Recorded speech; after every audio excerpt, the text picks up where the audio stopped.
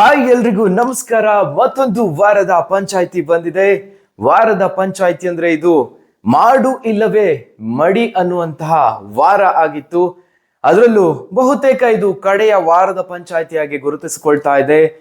ಸಾಕಷ್ಟು ವಿಚಾರಗಳಿದೆ ಇಡೀ ಸೀಸನ್ ಕುರಿತಾಗಿ, ಈ ಒಂದು ವಾರದ ಕುರಿತಾಗಿ, ಅಥವಾ ಮುಂದಿನ ಹಂತದಲ್ಲಿ ಟಾಪ್ 5ರಲ್ಲಿ ಯಾರ್ಯಾರು ಆಯ್ಕೆ ಆಗಬಹುದು, ಯಾರಿಗೆಲ್ಲ ಗೇಟ್ ಪಾಸ್ ಸಿಗುತ್ತೆ, ಎಲ್ಲದಕ್ಕೂ ಉತ್ತರ ಈ ಒಂದು ವಾರದ ಪಂಚಾಯಿತಿಯಲ್ಲಿ ಸಿಗುತ್ತೆ ಅಂತ ಹೇಳ್ಬೋದು.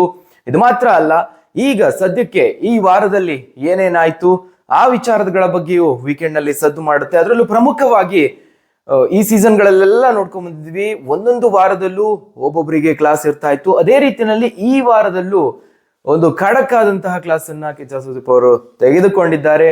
ಇದರಲ್ಲಿ ಸಾಕಷ್ಟು ವಿಚಾರಗಳಿದೆ. ಯಾರು ಈ ವಾರದಲ್ಲಿ ಟಾರ್ಗೆಟ್ ಆದ್ರು, ಯಾವೆಲ್ಲ ವಿಚಾರಗಳು ವೀಕೆಂಡ್ ನಲ್ಲಿ ಸದ್ದು ಮಾಡ್ತು, ಆ ಎಲ್ಲದರ ಬಗ್ಗೆ ಈ ವಿಡಿಯೋದಲ್ಲಿ ನೋಡೋಣ. ಪ್ರಮುಖವಾಗಿ ಎಲ್ಲಾ ವೀಕ್ಷಕರು ಹೇಳ್ತಿರುವಂತದ್ದು, ಅದೇ ರೀತಿಯಲ್ಲಿ ಈ ವಾರದಲ್ಲಿ ಪ್ರಮುಖವಾಗಿ ಒಂದು ದೊಡ್ಡ ತಪ್ಪಾಗಿ ಕಾಣಿಸ್ಕೊಂಡಿದ್ದು ಅಂತ ಹೇಳಿದ್ರೆ ಅದು ಉಸ್ತುವಾರಿ ವಿಚಾರ. ವಾರದ ಶುರುವಿನಲ್ಲಿ Bigg Boss ticket to finale task ಅನ್ನ ಕೊಡ್ತಾರೆ. ಎಲ್ರಿಗೂ ಆಡಬೇಕು ಅನ್ನುವಂತಹ ಹುಮ್ಮಸ್ಸು ಇತ್ತು ಅಂತ ಹೇಳ್ಬೋದು.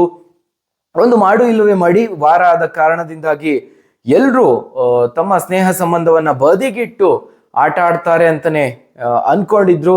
ಆದ್ರೆ ಆ ರೀತಿಯಾಗಿ ಆಗ್ಲಿಲ್ಲ. ಶುರುವಿನಲ್ಲಿ ಇದ್ದಂತಹ ಆ ಒಂದು ಹುಮ್ಮಸ್ಸು ಕಡೆಯದಾಗಿ ಇರ್ಲಿಲ್ಲ. ಕಳೆದ ವಾರದಲ್ಲಿ ನಾವು ನೋಡಿದ್ವಿ, ಬಿಗ್ ಬಾಸ್ ಮನೆಯ ಸದಸ್ಯರ ಕುಟುಂಬಸ್ಥರು ಮನೆಯೊಳಗೆ ಕಾಲಿಟ್ಟಿದ್ರು, ಒಂದಷ್ಟು ಟಿಪ್ಸ್ ಗಳನ್ನ ಕೊಟ್ಟು ಹೋದ್ರು. ಆದ್ರೆ ಅದು ಕೇವಲ 2 ದಿನಕ್ಕೆ ಮಾತ್ರ ಸೀಮಿತ ಆಯ್ತು ಅಂತ ಹೇಳ್ಬೋದು. ಅದಾದ ನಂತರದಲ್ಲಿ ಮತ್ತೆ ಅದೇ ರಾಗ ಅದೇ ಹಾಡು ಅನ್ನುವಂತಾಯ್ತು. ಬಹುತೇಕ ಈ ವಾರದಲ್ಲಿ ನಾನು ಗಮನಿಸಿದ್ದು ಅಂತ ಹೇಳಿದ್ರೆ, ಇಲ್ಲಿ ಕಪ್ ಗೆಲ್ಲಬೇಕು ಅನ್ನುವ ಹುಮ್ಮಸ್ಸಿಗಿಂತ ಹೆಚ್ಚಾಗಿ ಇನ್ನೊಬ್ಬರ ಮೇಲಿನ ದ್ವೇಷನೇ ಹೆಚ್ಚಾಗಿ ಕಾಣಿಸ್ತಾ ಇತ್ತು ಅಂತ ಹೇಳ್ಬೋದು. ಅದರಲ್ಲೂ ಪ್ರಮುಖವಾಗಿ ಉಸ್ತುವಾರಿ ವಿಚಾರಕ್ಕೆ ಬಂದ್ರೆ, ತಂಡದ ನಾಯಕನ ರೀತಿ ವರ್ತಿಸಿದ್ರು. ಉಸ್ತುವಾರಿ ಅಂದ್ರೆ ಯಾವ ರೀತಿ ಇರಬೇಕು, ಎರಡೂ ತಂಡಗಳನ್ನ ಸಮಾನವಾಗಿ ಕಾಣಬೇಕು. ಆದ್ರೆ ಆ ರೀತಿಯಾಗಿರ್ಲಿಲ್ಲ ರಜತ್ ಅವರ ಉಸ್ತುವಾರಿ. ಒಬ್ಬ ತಂಡದ ನಾಯಕನಾಗಿ ಹೇಗೆ ವರ್ತಿಸಬಹುದು, ಒಂದು ತಂಡದ ಪರವಾಗಿ ನಿಂತು ಯಾವ ರೀತಿಯಾಗಿ ಉಸ್ತುವಾರಿ ಮಾಡಬಹುದು, ಆ ರೀತಿಯಾಗಿ ವರ್ತಿಸಿದ್ರು. ಅಲ್ಲಿ ಪ್ರಮುಖವಾಗಿ ಟಾರ್ಗೆಟ್ ಆಗಿದ್ದು ಮಂಜು ಹಾಗೆ ಗೌತಮಿ ಅವರು. ಇಡೀ ಮನೆ ಒಂದು ರೀತಿ ವಾರವಿಡೀ ಇವರಿಬ್ಬರನ್ನ ಟಾರ್ಗೆಟ್ ಮಾಡಿದ್ದು ಬಹಳ ಸ್ಪಷ್ಟವಾಗಿ ಕಾಣಿಸ್ತು. ಇದನ್ನ ವೀಕ್ಷಕರು ಸಹ ಸಾಕಷ್ಟು ಕಡೆಗಳಲ್ಲಿ ಸೋಷಿಯಲ್ ಮೀಡಿಯಾಗಳಲ್ಲಿ ಅಭಿಪ್ರಾಯವನ್ನ ವ್ಯಕ್ತಪಡಿಸ್ತಾ ಇದ್ದಾರೆ. ಅಂದ್ರೆ ಯಾವ ರೀತಿಯಾಗಿತ್ತು ಅಂದ್ರೆ, ತಾನು ಕಪ್ ಗೆಲ್ಬೇಕು, ಉಸ್ತುವಾರಿಯನ್ನ ಚೆನ್ನಾಗಿ ನಿಭಾಯಿಸ್ಬೇಕು ಅನ್ನೋದು ರಜತ್ ಅವರಲ್ಲಿ ಕಾಣಿಸ್ಕೊಳ್ಳಿಲ್ಲ. ಅದಕ್ಕಿಂತ ಹೆಚ್ಚಾಗಿ ಮಂಜು ಅವರು ಕಪ್ ಗೆಲ್ಬಾರ್ದು ಅಂತ ಅವರು ಉಸ್ತುವಾರಿಯನ್ನ ನಿಭಾಯಿಸಿದಂತೆ ಇತ್ತು. ಯಾಕಂದ್ರೆ ಉಸ್ತುವಾರಿಯಾಗಿನೂ ಚೆನ್ನಾಗಿ ಆಡಬಹುದು, ಆ ಮೂಲಕವಾಗಿನೂ ವೀಕ್ಷಕರ ಮನ ಗೆಲ್ಬಹುದು, ಕಿಚ್ಚನ ಮನಸ್ಸು ಗೆಲ್ಬಹುದು. ಸಾಕಷ್ಟು ಅವಕಾಶಗಳಿತ್ತು. ಆ ಎಲ್ಲಾ ಅವಕಾಶವನ್ನ ಕೈ ಚೆಲ್ಲಿಕೊಂಡ್ರು. ಅದಕ್ಕೆ ಪ್ರಮುಖ ಕಾರಣ ಮಂಜು ಅವರ ಮೇಲಿನ ದ್ವೇಷ ಅಂತ ಹೇಳ್ಬಹುದು. ಇಲ್ಲಿ ಏನಾಯ್ತು ಅಂತ ಹೇಳಿದ್ರೆ, ತ್ರಿವಿಕ್ರಮ್ ಭವ್ಯ ಅವರನ್ನ ಗೆಲ್ಲಿಸುವ ಜವಾಬ್ದಾರಿಯನ್ನು ವಹಿಸಿಕೊಂಡಂತೆ ರಜತ್ ಅವರು ವರ್ತಿಸಿದ್ರು ಅನ್ನೋದು ವೀಕ್ಷಕರ ಸದ್ಯದ ಆರೋಪ. ಇನ್ನು ಈ ಎಲ್ಲಾ ವಿಚಾರವನ್ನ ನಾವು ಗಮನಿಸಿದಾಗ ಒಂದು ರೀತಿ ಬೇಲಿನೇ ಎದ್ದು ಹೊಲ ಮೇಯ್ದ್ರೆ ವಾರದ ಪಂಚಾಯಿತಿಯಲ್ಲಿ ಕಿಚ್ಚ ಸುದೀಪ್ ಅವರು ಬಿಡ್ತಾರಾ? ಖಂಡಿತವಾಗ್ಲೂ ಇಲ್ಲ. ಒಂದು ಖಡಕ್ಕಾದ ಕ್ಲಾಸ್ ರಜತ್ ಅವರಿಗಾಗಿದೆ. ಸಖತ್ತಾಗಿ ಬೆಂಡೆತ್ತಿದ್ದಾರೆ ಅಂತ ಹೇಳ್ಬೋದು. ಹಾಗಾದ್ರೆ ಯಾವೆಲ್ಲ ಟಾಸ್ಕ್ಗಳಲ್ಲಿ ಅಥವಾ ಇಡೀ ವಾರವಿಡೀ ಯಾವೆಲ್ಲ ತಪ್ಪುಗಳನ್ನ ಮಾಡಿದ್ರು? ಈ ಹಿಂದೆಲ್ಲ ನಾವು ನೋಡಿದ್ವಿ. ಚೈತ್ರ ಅವರ ಉಸ್ತುವಾರಿಯನ್ನ ಗಮನಿಸಿದಂಥವ್ರಿಗೆ ಗೊತ್ತಿರುತ್ತೆ, ಸಾಕಷ್ಟು ರೀತಿಯಲ್ಲಿ ತಪ್ಪುಗಳು ಆಗಿರುತ್ತೆ. ಅದೆಲ್ಲವನ್ನ ವಾರದ ಪಂಚಾಯಿತಿಯಲ್ಲಿ ಸದ್ದು ಮಾಡಿದ್ದು ಆಗಿದೆ. ಆದ್ರೆ ಚೈತ್ರ ಅವರನ್ನು ಮೀರಿಸುವಂತೆ ರಜತ್ ಅವರ ಉಸ್ತುವಾರಿ ಈಗ ಸದ್ದು ಮಾಡ್ತಾ ಇದೆ.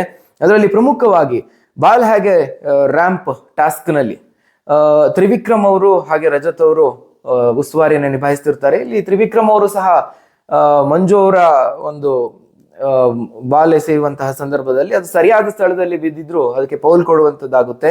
ಅದೇ ರೀತಿಯಲ್ಲಿ ನೀರಿನ ಟಾಸ್ಕ್ ಬಂದಂತಹ ಸಂದರ್ಭದಲ್ಲಿ, ಅದು ನೀರಿನ ಬಲೂನ್ ಟಾಸ್ಕ್ ನಲ್ಲಿ ಅಲ್ಲಿ ಭವ್ಯ ಮಾಡಿದಂತಹ ತಪ್ಪಿಗೆ ಚೈತ್ರ ಅವರಿಗೆ ಪೌಲ್ ಕೊಟ್ಟಿದ್ದು, ಚೈತ್ರ ಅವರಿಗೆ ಶಿಕ್ಷೆ ಆಯ್ತು. ಇದು ರಜತ್ ಅವರು ಮಾಡಿದಂತಹ ತಪ್ಪುಗಳಲ್ಲಿ ಪ್ರಮುಖವಾಗಿ ಕಾಣಿಸ್ಕೊಂಡಿದ್ದು. ಸಾಕಷ್ಟು ಕಷ್ಟದ ಟಾಸ್ಕ್, ಅದೇ ರೀತಿಯಲ್ಲಿ ಕಷ್ಟದ ಉಸ್ತುವಾರಿನೂ ಕೂಡ ಆಗಿತ್ತು. ಆದ್ರೆ ಒಬ್ರಿಗೆ ಮಾತ್ರ ಪೌಲ್ ಕೊಡುವಂತಹ ನಿರ್ಧಾರ, ಅಂದ್ರೆ ಒಂದು ತಂಡದ ವಿರುದ್ಧವಾಗಿ ಅವರು ನಿಂತ್ಕೊಂಡಿದ್ದು ಅಲ್ಲಿ ಪ್ರಮುಖವಾಗಿ ಕಾಣಿಸ್ತು. ಇನ್ನು ನೀರಿನಲ್ಲಿ ಮುಳುಗುವಂತಹ ಟಾಸ್ಕ್ ನಲ್ಲಿ ಮೋಕ್ಷಿತ ಹಾಗೆ ಮಂಜು ಅವರು ನೀರಿನ ತೊಟ್ಟಿಯಲ್ಲಿ ಮುಳುಗಿದ್ರು. ಇಲ್ಲಿ ಸಾಕಷ್ಟು ಸಂದರ್ಭದಲ್ಲಿ ಮೋಕ್ಷಿತ ಅವರ ತಪ್ಪುಗಳು ರಜತ್ ಅವರಿಗೆ ಕಾಣಿಸ್ಲಿಲ್ಲ. ಮಂಜು ಅವರ ತಪ್ಪುಗಳು ಪ್ರಮುಖವಾಗಿ ಕಾಣಿಸ್ತಾ ಇತ್ತು. ಕೇವಲ ಮಂಜು ಅವರನ್ನ ಮಾತ್ರ ಅವರು ಉಸ್ತುವಾರಿಯನ್ನ ನಿಭಾಯಿಸ್ತಿದ್ರು ಅನ್ನುವಂತೆ ಕಾಣಿಸ್ತಾ ಇತ್ತು. ಹೀಗಾಗಿ ಸಾಕಷ್ಟು ಸಂದರ್ಭದಲ್ಲಿ ಪದೇ ಪದೇ ಒಂದಲ್ಲ ಎರಡಲ್ಲ ಸಾಲು ಸಾಲು ತಪ್ಪುಗಳನ್ನ ಉಸ್ತುವಾರಿಯಾಗಿ ಮಾಡಿದ್ದು ಈಗ ವಾರದ ಪಂಚಾಯಿತಿಯಲ್ಲಿ ಸದ್ದು ಮಾಡ್ತಾ ಇದೆ. ಮತ್ತೊಂದು ಮುಖ್ಯ ವಿಚಾರ ಅಂತ ಹೇಳಿದ್ರೆ, ಒಬ್ಬ ಉಸ್ತುವಾರಿ ಕೆಲವೊಂದಷ್ಟು ಸಲಹೆಗಳನ್ನು ಕೊಡಬಹುದು, ಆದ್ರೆ ಒಬ್ಬರ ಪರವಾಗಿ ನಿಂತು ಮಾತನಾಡೋದು ತಪ್ಪಾಗುತ್ತೆ.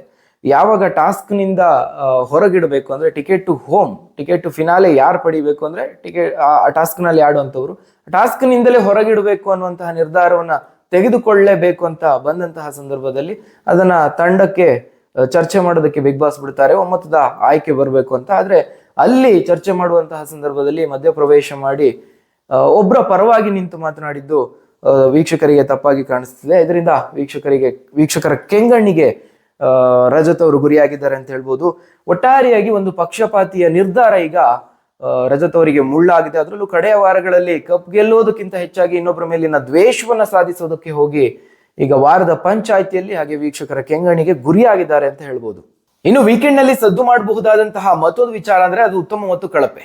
ಈ ಒಂದು ಸೀಸನ್ 11 ಎಷ್ಟೇ TRP ಅನ್ನ ಪಡೆದುಕೊಂಡಿದ್ರು ಒಂದು ಫ್ಲಾಪ್ ಸೀಸನ್ ಅಂತ ಹೇಳ್ಬೋದು. ಯಾಕಂದ್ರೆ ಒಬ್ಬ ಸ್ಪರ್ಧಿ ಗೆಲ್ಲೋದಕ್ಕೆ ಸಮರ್ಥರಾಗಿದ್ದಾರೆ ಅನ್ನುವ ಯಾವ ಸ್ಪರ್ಧಿನೂ ಅಲ್ಲಿ ಕಾಣಿಸ್ಕೊಳ್ತಾ ಇಲ್ಲ. ಜೊತೆಗೆ ಇಡೀ ಎಲ್ಲಾ ವಾರಾಂತ್ಯಗಳನ್ನ ನೋಡ್ತಾ ಬಂದ್ರೆ ಯಾರೊಬ್ಬ ಸ್ಪರ್ಧಿಗೂ ಯಾವ ರೀತಿಯಾಗಿ ಕಳಪೆ ಕೊಡ್ಬೇಕು, ಯಾವ ರೀತಿಯಾಗಿ ಉತ್ತಮ ಕೊಡ್ಬೇಕು, ಯಾವ ಅಂಶವನ್ನ ಗಮನಿಸಿ ಕೊಡ್ಬೇಕು, ಅದಕ್ಕೆ ಯಾವ ರೀತಿಯಾದಂತಹ ಸೂಕ್ತ ಕಾರಣ ಕೊಡ್ಬೇಕು ಅನ್ನೋದೇ ಗೊತ್ತಿಲ್ಲ.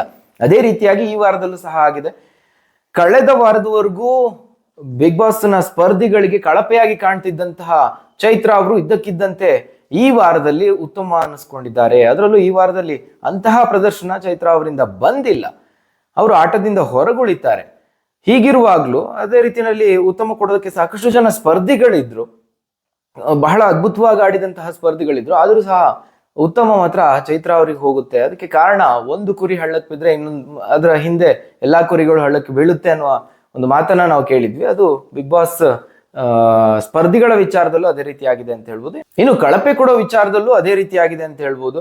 ಉಗ್ರ ಮಂಜು ಅವರು ಅಂತಹ ಕಳಪೆ ಸ್ಪರ್ಧಿಯಾಗಿ ಏನು ಕಾಣಿಸ್ಕೊಂಡಿಲ್ಲ. ಈ ವಾರದಲ್ಲಿ ಕಳಪೆಯಾಗಿ ಆಡಿದಂಥವ್ರು ಸಾಕಷ್ಟು ಜನ ಸ್ಪರ್ಧಿಗಳಿದ್ರು, ಆಟದಿಂದ ಹೊರಗುಳಿದಂಥವ್ರು, ಆಟವನ್ನ ಬಿಟ್ಟು ಕೊಟ್ಟಂಥವ್ರು ಸಾಕಷ್ಟು ಜನ ಇದ್ರು. ಆದ್ರೂ ಸಹ ಕಳಪೆ ಮಾತ್ರ ಉಗ್ರ ಮಂಜು ಅವರಿಗೆ ಸಿಗುತ್ತೆ. ಅದಕ್ಕೂ ಮತ್ತದೇ ಕಾರಣ, ಒಬ್ಬ ಸ್ಪರ್ಧಿ ಕೊಟ್ಟರು ಅಂತ ಇನ್ನೊಬ್ರು ಸ್ಪರ್ಧಿಗಳು ಕೊಡುವಂಥದ್ದು ಯಥಾ ಪ್ರಕಾರ ನಡೆದಿದೆ ಅಂತ ಹೇಳ್ಬೋದು. ಇನ್ನು ಮತ್ತೊಂದು ವಿಚಾರ ಸದ್ದು ಮಾಡುತ್ತೆ ಅಂದ್ರೆ ಅದು ಮಂಜು ಹಾಗೆ ಗೌತಮಿ ಅವರ ಗೆಳೆತನ. ಇದು ಯಾವ ರೀತಿಯಾಗಿದೆ ಅಂತ ಹೇಳಿದ್ರೆ ಹಳೆ ಟೇಪ್ ರಿಕಾರ್ಡರ್ ಇದ್ದಂಗೆ ಸೈಡ್ ಎ ಸೈಡ್ ಬಿ ಈ ರೀತಿಯಾಗಿ ಹೋಗ್ತಾ ಇದೆ. ಇದ್ರ ಬಗ್ಗೆ ಚರ್ಚೆ ಮಾಡಿನೂ ವಾರಾಂತ್ಯದಲ್ಲಿ ಯಾವುದೇ ಪ್ರಯೋಜನ ಇಲ್ಲ ಅಂತ ಹೇಳ್ಬೋದು. ಯಾಕಂದ್ರೆ ಕೈ ಮೀರಿ ಹೋಗಿದೆ. ಉಗ್ರ ಮಂಜು ಅವರು ಕಪ್ ಗೆಲ್ತಾರೆ ಅನ್ನುವಂತಹ ಯಾವುದೇ ನಿರೀಕ್ಷೆ ಇಲ್ಲ. ಒಬ್ಬ ಅದ್ಭುತ ಸ್ಪರ್ಧಿ ಆಗಿರ್ಬೋದು, ಎಷ್ಟೇ ಟಾಸ್ಕ್ಗಳಲ್ಲಿ ವಿನ್ ಆಗಿರ್ಬೋದು, ಎಲ್ರಿಗಿಂತ ಟಾಪ್ ನಲ್ಲಿ ಇರ್ಬೋದು ಒಟ್ಟಾರೆ ಪ್ರದರ್ಶನದಲ್ಲಿ ಉಗ್ರ ಮಂಜು ಅವರು. ಆದ್ರೆ ವಾರದ ಪಂಚಾಯಿತಿಯಲ್ಲಿ ಹೇಳಿದಂತಹ ಮಾತುಗಳನ್ನ ಯಾವ ರೀತಿಯಾಗಿ ತಗೋಬೇಕು ಅನ್ನೋದೇ ಅವ್ರಿಗೆ ಗೊತ್ತಾಗ್ತಾ ಇಲ್ಲ ಅಂದಾಗ ಒಂದು ರೀತಿ ಗೊಂದಲದ ಗೂಡಾಗ್ತಾರೆ. ಹೀಗಾಗಿ ಉಗ್ರ ಮಂಜು ಅವರು ಈ ಸಂದರ್ಭದಲ್ಲಿ ಅವರಿಗೆ ಯಾವುದೇ ರೀತಿಯಾದಂತಹ ಕಿವಿ ಮಾತು ಹೇಳಿನೋ ಯಾವುದೇ ರೀತಿಯ ಪ್ರಯೋಜನ ಇಲ್ಲ. ಇದು ಕಡೆಯ ವಾರಗಳು. ಸೊ ಇದು ಒಂದು ವಿಚಾರ. ಆದ್ರೆ ಮತ್ತೊಂದು ವಿಚಾರ, ಈ ಇಬ್ರು ಮಂಜು ಹಾಗೆ ಗೌತಮಿ ಅವರು ಸೇರಿ ಚೈತ್ರ ಹಾಗೆ ಧನರಾಜ್ ಅವರನ್ನ ಹೊರಗಿಟ್ರು, ಆಟದಿಂದ ಹೊರಗಿಟ್ರು, ತಮ್ಮ ತಂಡದಲ್ಲೇ ಇದ್ದಂತಹ ಸ್ಪರ್ಧಿಗಳನ್ನ ಹೊರಗಿಟ್ರು ಅನ್ನೋ ವಿಚಾರ ಸಾಕಷ್ಟು ಚರ್ಚೆ ಆಗ್ತಾ ಇದೆ. ಇದು ಬಿಗ್ ಬಾಸ್ ಕೊಟ್ಟಿರುವಂತಹ ಟಾಸ್ಕ್. ಖಂಡಿತವಾಗ್ಲೂ ಅಲ್ಲೂ ಯಾರಾದ್ರೂ ಒಬ್ಬರನ್ನ ಹೊರಗಿಡ್ಲೇಬೇಕಾಗಿತ್ತು. ಆರಂಭದಲ್ಲಿ ಚೈತ್ರ, ಅದರ ನಂತರದಲ್ಲಿ ಧನರಾಜ್ ಅವರು. ಅದು ಬಿಗ್ ಬಾಸ್ ಕೊಟ್ಟಂತಹ ಟಾಸ್ಕ್, ಒಬ್ಬರನ್ನ ಹೊರಗಿಡ್ಲೇಬೇಕಾಗಿತ್ತು.